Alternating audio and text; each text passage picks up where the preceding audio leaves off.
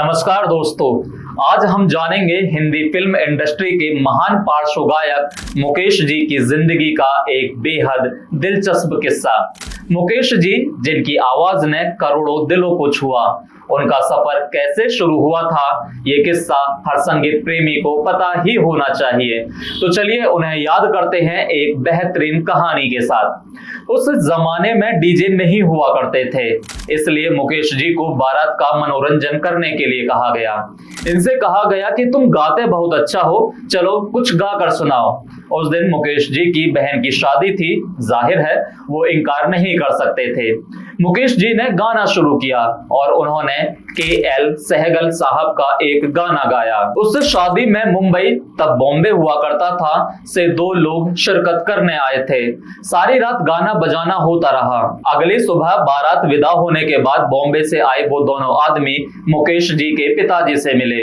उन्होंने मुकेश जी के पिता से कहा कि आपका बेटा बहुत ही अच्छा गाता है, ये तो बहुत अच्छा गायक बन सकता है। अब मुकेश जी के पिता ठहरे सीधे साधे आम इंसान, उन्हें समझ नहीं आया कि वो लोग कहना क्या चाह रहे हैं।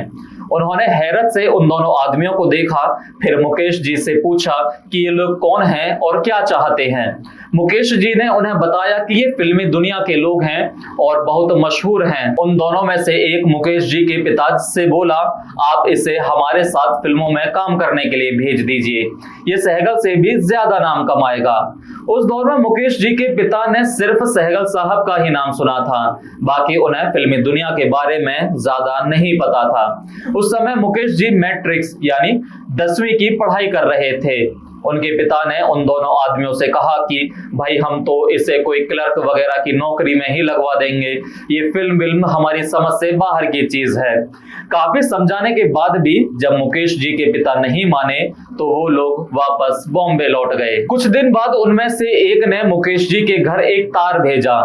एक बार फिर से उसमें गुजारिश की गई कि वो मुकेश जी को बॉम्बे आने की इजाजत दे दें, ये बहुत नाम कमा सकता है। मुकेश जी के पिता सोच में पड़ गए। आखिर उन्होंने मुकेश में ऐसा क्या देख लिया कि वो बार बार विनती कर रहे हैं, तो शायद मुकेश में कोई ना कोई खूबी जरूर होगी। तो उन्होंने मुकेश को बुलाया और कहा कि जाओ मुंबई और आजमा लो अपनी किस्मत। और वो 2 लोग जिन्होंने मुकेश जी को बॉम्बे भेजने की सिफारिश उनके पिता से की थी, उनमें से एक थे उस दौर के स्टार मोतीलाल, जो मुकेश जी के दूर के रिश्तेदार भी बताए जाते हैं। मोतीलाल जी ने मुकेश जी को एक फिल्म में बतौर एक्टर सिंगर काम भी दिला दिया। उस फिल्म का नाम था निर्दोष, जिसे नेशनल स्टूडियोज ने प्रोड्यूस किया था। मुकेश जी की हीरोइन थी खूबसूरत नलिनी जयवंत। दुर्भाग्यवश मुकेश जी की वो फिल्म फ्लॉप हो गई। नेशनल स्टूडियो पर भी ताला लग गया। नतीजा ये हुआ कि बॉम्बे में सरवाइव करने के लिए मुकेश जी को कई तरह के काम करने पड़े।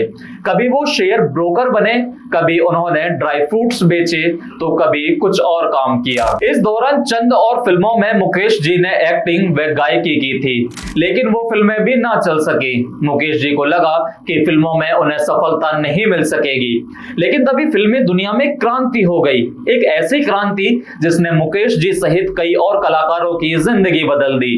मुकेश जी जब फिल्मी दुनिया में आए थे, तब तक भारतीय फिल्म इंडस्ट्री में प्लेबैक सिंगिंग का चलन नहीं था। जो भी एक्टर फिल्मों में काम करते थे, उन्हें अपने गीत खुद गाने पड़ते थे।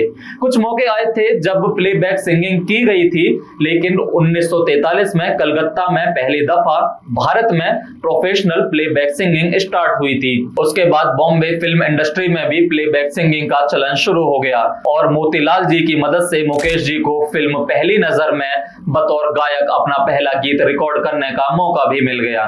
हालांकि एक वक्त पर प्रोड्यूसर मुकेश जी के उस पहले गीत को फिल्म से हटाना चाहते थे, लेकिन किसी तरह गीत को फिल्म में जगह मिली और वो दर्शकों तक पहुंचा तो मुकेश जी के लोग दीवाने हो गए। सभी ने कहा इंडस्ट्री में दूसरा के.एल. सहगल आ गया है।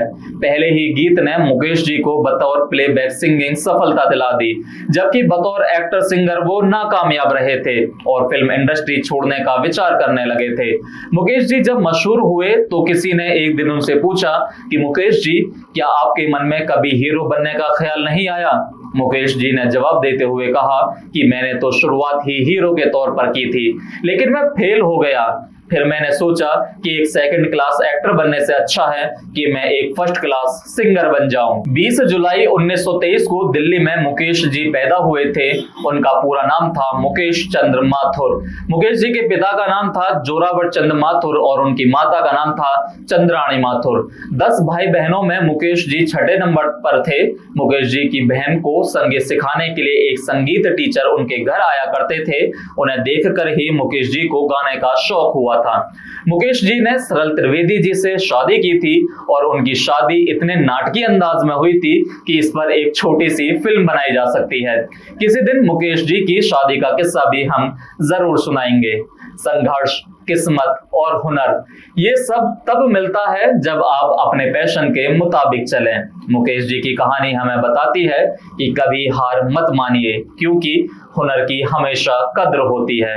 आप मुकेश जी के बारे में क्या सोचते हैं और मुकेश जी आपको कैसे गायक लगते थे, हमें कमेंट करके जरूर बताइए। और ये भी बताइए कि मुकेश जी का गाया हुआ सबसे बेहतरीन गाना आपको कौन सा लगा।